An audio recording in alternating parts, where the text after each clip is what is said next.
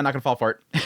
I'm not gonna fall for it. This Gundam's heart is super cute, but I'm not gonna fall for it. Takei's artwork appears again, and for a character that is probably not gonna last for an entire episode. Cyber Newtypes do not have happy stories. They never do in Gundam series. Now, granted, a lot of characters do not have happy stories in Gundam series in general, but Cyber Newtypes, I think, are some of the most tragic stories that I feel that they ever kind of get into. Yes, it's the idea of a lab experiment. That's what Cyber Newtypes are. They have Newtypes over here that are doing these crazy manipulations of their machines, and they're going crazy on the battlefield. Let's make them.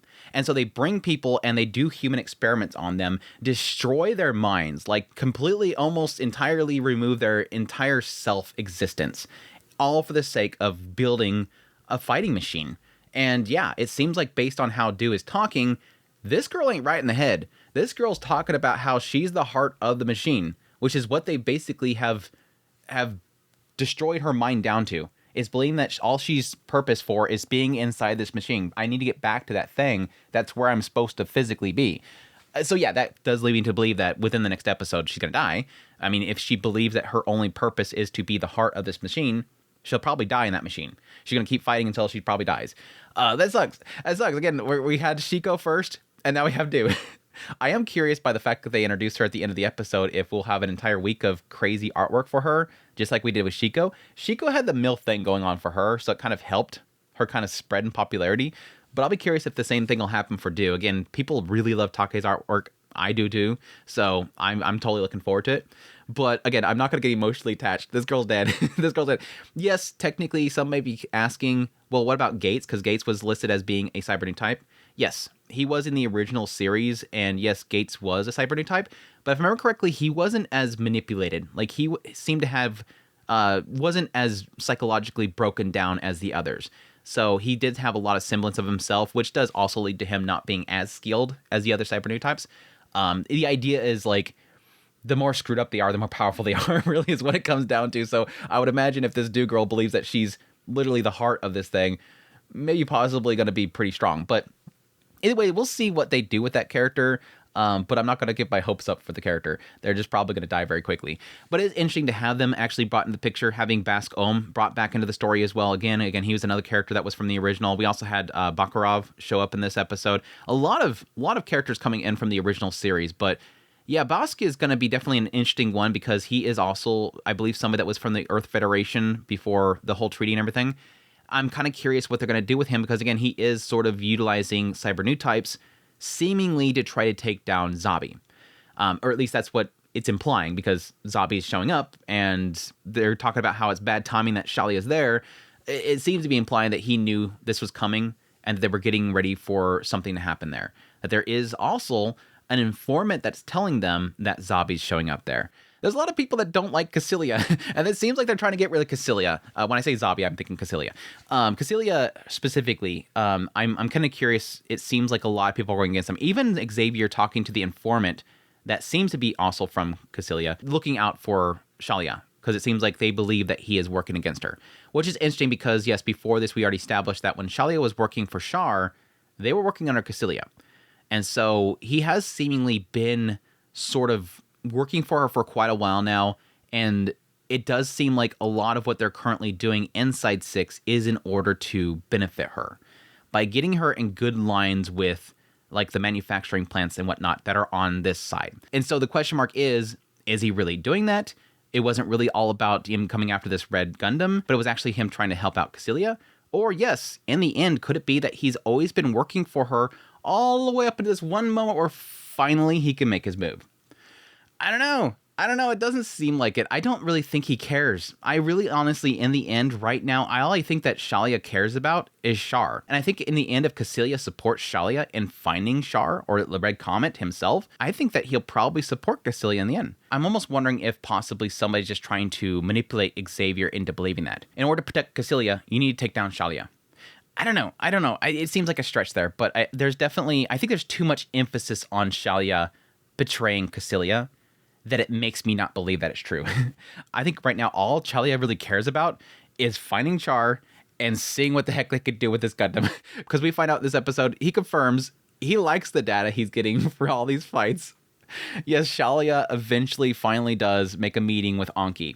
Now, this is a very interesting little meeting here. By the way, the way they kind of portrayed this whole scene was beautiful. Yeah, it gave me massive Evangelion vibes. I love the setup of the scene itself. Great little shots there. Talking about how they're, doing construction here in order to create shelters for, what seems like an upcoming war. Like they're expecting something's coming, so they're already preparing all the shelter they need. But yeah, the shot was great because you had Challia up on the hill. You have his ship right behind him. Kind of gives that sense of like power, basically. It was a total power stance. The dude's standing there with his freaking ship behind him. It almost like he probably walked quite a few more steps just to get right there to make it look like he's got power behind him. That was a flex. That was a flex pose there. But no, Challia talking to Annqi was very interesting because on one end, it does sort of get into that Annqi used to be with a Zeon, but now she doesn't seem to care. But yes, at the same time, Challia confirming that, yes, he actually wants to thank them for all the data that he got. No, I'm not here to get mad at you. I want to say thank you because you gave me so much good data for this machine. Again, that was sort of my theory there, was that he was letting it happen just so he could see what they can do with the GQuuuuuX. Now, the oddity here, this is the oddity, because he's like, yeah, I'll let you guys use it one more time, but then after that, you need to give it back to me. As long as you can give it back to me, we're good. We'll just call it there. And I'll even give you some extra money there. You can even keep all the money from the duels. Everything is positive for them. Like the Pomeranians are coming out with bank. This is good. This is good. We stole the dang thing. We made a bunch of money from it, and we don't have to pay for that. Sounds good to me. But yes, she obviously brings up the concerns that she has about this new company that's showing up that they have to beat, and she's very concerned about what even is his involvement in the whole situation. It doesn't seem like he knows, which again does make sense. I don't think that he would know Basque, because he has Zeon and he was previously Federation. But the oddity here is that afterwards, Annqi goes back to the office, and this is something that Machu overhears. She goes back to the office and she's talking to Nabu, and there she says, okay, we're going to do this last battle. We're going to win, and the moment that we win, we're going to tell them where the red Gundam is, because they figured out where it's at because, Machi's been going down there and they've been tracking her and everything, which makes sense there. Let's tell them where that is. It's got a big bounty on it. We'll make a bunch of money, but once the deposit comes in, we'll get the heck out. She's saying we're going to discard the GQuuuuuX. We're just going to discard it and get out of there. We're going to take our money, discard the GQuuuuuX, and get out of there. She's not giving Challia the Gundam. She's not giving it back to Challia. She's giving an informant, somebody that has a bounty on this, which I would probably guess it's probably Challia that has the bounty on it. But she's not specifically saying they're going to give the GQuuuuuX to Challia.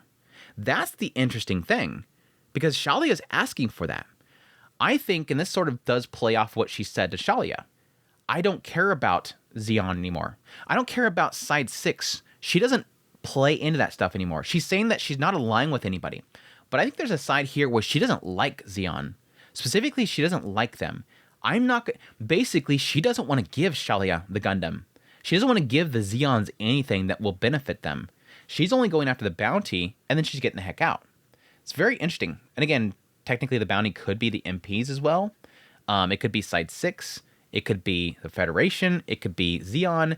It doesn't really specify who, but again, the thing that was more interesting to me that she is discarding the GQuuuuuX. Now, it could be that she's just going to, discard the thing and she assumes that Challia is going to find it. But either way, it's very interesting. In the end, it is coming down to an aspect that the Pomeranians, Annqi is realizing things are getting heated. We can't keep messing with this thing. It was a great thing at first. It was a lucky charm. It's made us a lot of money. We've got out of debt, everything, but we've gone too far. The Zeons are not going to mess around anymore. We got to get out of here. They're going to get a lot more aggressive, and we can't keep messing around. Even though, again, she technically did have a really good conversation with Challia. Didn't seem like he minded it so much. Like, yeah, you're good. You don't have to worry about it. Like, you're bringing a little cell phone, a little Nokia cell phone out there, go like, yeah, I'm going to blow the thing up. It's like, yeah, okay, sure, whatever. It was an interesting little scene. Again, kind of giving a little bit more build to Annqi's character, which technically, again, makes sense. It seems like she doesn't know a lot about the war itself, so it would make sense that she was a part of the Zeons. I mean, she even knew who Shiko was. She's very familiar with Shiko. Now, this is the witch, yeah. Totally know who she is. Even more so, the fact that Shiko was going so crazy on the battlefield, and Annqi knew it. Annqi was like, yeah, that idiot. She knows exactly what was going through that girl's mind. She knows it. Again, does play into her character a lot. Anyways, outside of that, probably the only kind of frustrating part of this episode, it was definitely Machu. I'm so sick of Machu's character. I'm sorry. I really hope this goes into a payoff here soon. I'm of two minds of Machu's character. On one end, I do understand that what they're doing with her character. She is the adolescent kid that just wants to get away from life. She has a very, very sheltered, very well-off family. Seems like her family's doing very well. Again, she's in a very upper-class school and everything like that. This girl has everything given to her. Again, very stark contrast to Nyan's character. This girl has everything, but she doesn't want it. She doesn't want any of it. She just wants to get away. She wants to experience Earth. She wants to experience swimming in the ocean, looking up at a real sky. That's all she cares about. She doesn't care about having a career, what her parents want for her. She just wants to get away from it all. She has a very, very gifted life, but she doesn't want it. Again, I joke about the idea that it's because the Shuji character has showed up with the motorcycle. The bad boy has showed up in the scene, and she is enchanted by it.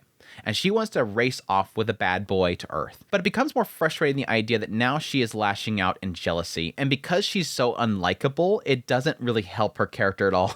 It just makes me not like her even more. And the idea that, yes, Nyaan piloted the Gundam last episode, and now she's super angry that somebody else sparkle Kidou with my Shuji. That's my spot.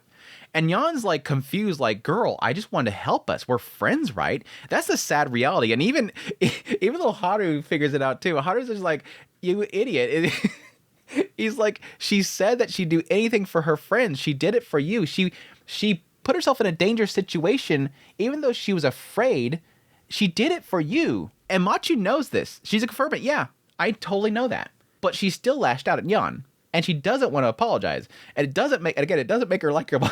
At this point, I just want Machu to get out of the picture and it just be a show about Nyaan and Shuji. Like, it seems like they work out very well together anyways. Like, even the whole aftermath of everything, it seems like Nyaan is just, like, more concerned about Shuji. Like, yeah, I finally got to experience the sparkle Kidou's. And I tried to tell Machu that, and she just said, shut up. You took my spot. And I'm like, what the heck? I thought that I was like you guys now. I thought we were all friends. And then she goes off to Shuji, and she's more concerned about the fact that she literally grabbed Shuji by the head and used him as a human shield. Possibly hurt him. But no, Shuji's over here like, no, the Gundam likes you. The Gundam was happy. As long as the Gundam's happy, I don't really care. You could grab me by the head while I have a fever and throw me around. I'm fine. As long as the Gundam's okay with it. It's crazy. I'm kind of more, at this point, liking Nyaan and Shuji. And it's more of the fact that it seems like Nyaan doesn't really have too much going for her yet. And so she could get in more annoying. But it's interesting to kind of get more into how Nyaan, again, confirming what we sort of kind of got a feeling of when she was on the battlefield, is the girl, whenever she gets very high in anxiety, she kind of loses herself. And yeah, we've kind of seen that. Girl lost it. She went berserk the moment that she had all this panic attack going on. Definitely had vibes of something like Asuka Lanely Shoyu back there when she was getting shocked and then goes nuts.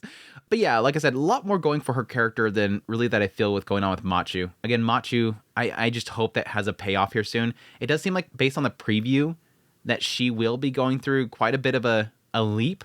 So I'll be curious to see how that kind of pans out, because they need to do some sort of rescue for this girl, because so far I don't like her. I just don't like her. Which is nice that the overall story is kind of picking up. All the stuff going on with Challia. Can Challia be trusted? Is he going to betray Kycillia? Is he doing this entire assassination plot? Is he working for Basque-Homme? Is, Xavier being manipulated by Kycillia's informant? Maybe they're trying to make him believe that he's working for Geren. All that stuff is kind of building up in the background, so it's kind of offsetting it quite a bit there. I think that's pretty much it. Did I miss anything? I did get a kick out of the guy asking Nyaan to, can I ask you a favor? They go to the noodle shop and she's just slurping up noodles, and he's just having this long conversation with her, and she just slurp up the noodles. It's like, did she even talk to him that entire time? Like, this girl's like the worst dinner date.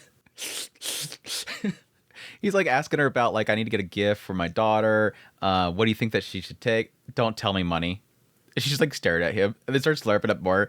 What are you after with all this money? What exactly are you going after? No answer. Just slurp. Which, yeah, she's obviously not going to answer him. But yeah, she goes back to her place, and again, sad reality. She goes back there and she's like, as much as the noodles were so good, she probably had, ate good and hearty, because this girl, again, is kind of struggling for money. In the end, when she gets back home, all she could think about is, I wish I could have ate with Machu and Shuji. Machu, you don't deserve Nyaan.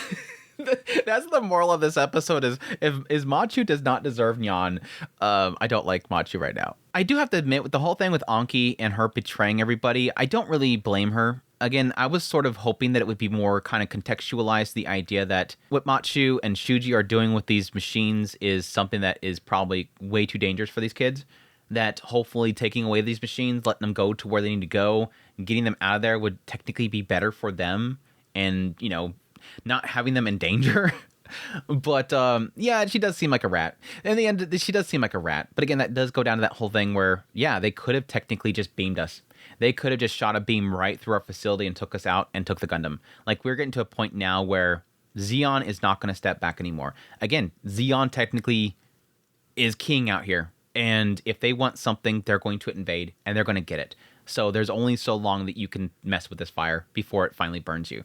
So in the end, I don't really blame her. But yeah, things are heating up. Them trying to take out Xavier, Challia coming in and rescuing him, him contemplating just taking out Challia. Again, this whole plot to possibly assassinate Kycillia. I think it would be very interesting if they actually take her out in the story, but we'll see. I really am thinking that things are going to start really picking up pace-wise for this series at this point, because if they do have like an all-out battle, Kycillia put in danger, then possibly taking her out, things going on with, you know, basically Machu and Shuji having to get the heck out of Side 6, I think things can really pick up pace, going to space, trying to get to Earth, all that stuff. But we'll see. We'll see. But that's my thoughts on episode 6 of GQuuuuuX. Hope you guys enjoyed this video. As always, if you did, hit the like button down below, comment, let me know about the episode. Additionally, if you're new here, make sure to hit the subscribe button if you like this content and you want to support more. Links in the description below. Greatly appreciate it. Until next time, y'all take care.